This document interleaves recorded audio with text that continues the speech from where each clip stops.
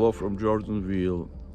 I just finished teaching this class on church history and for undergraduate and graduate students.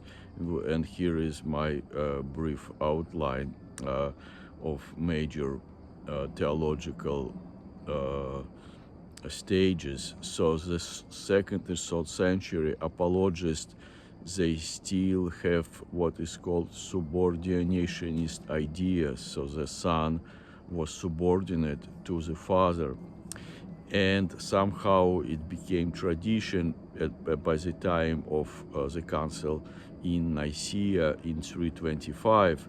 Therefore, this term consubstantial or homoousios was received by some of the fathers with suspicious, because it wasn't in Holy Scripture.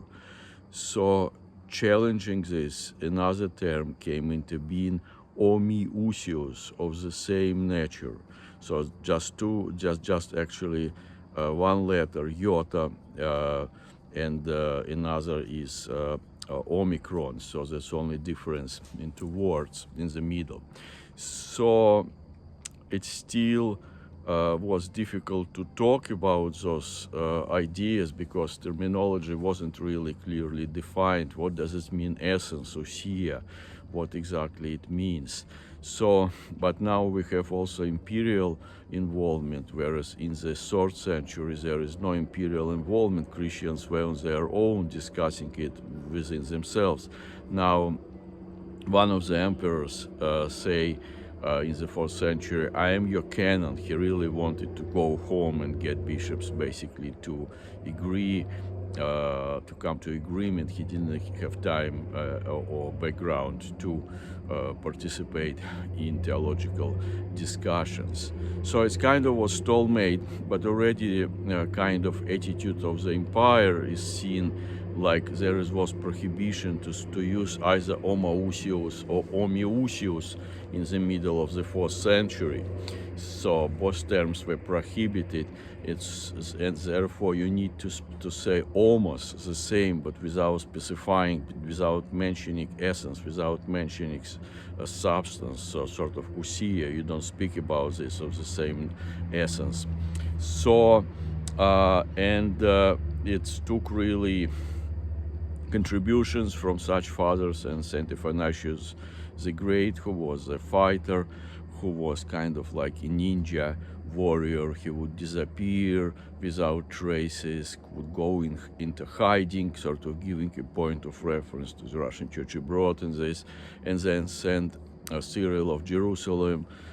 He also was a champion of Nicean faith.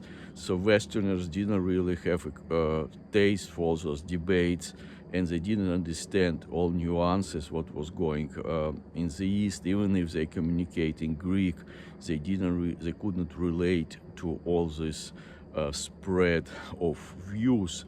So it took the great Cappadocians, who were trained in Athens along the lines of Platine, Neoplatonic philosophy, and they use this toolbox to come up to basically to break through the stalemate, explaining that relationship between process of Holy Trinity is not subordination, is not kind of top down, but more horizontal in the sense of relationship, interpersonal relationship, and that's somehow made miracle.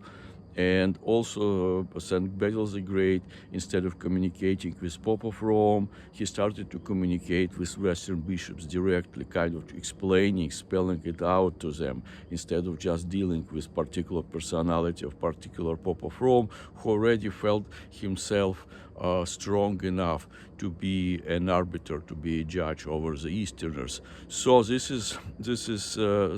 set the stage for the Second Ecumenical Council, the first one in Constantinople in 381, and basically we're already dealing with the challenge between old money, old city, Alexandria, and an upstart city of Byzantium, which became Constantinople. So this council proclaimed that Constantinople should follow Rome, and therefore would come ahead of Alexandria.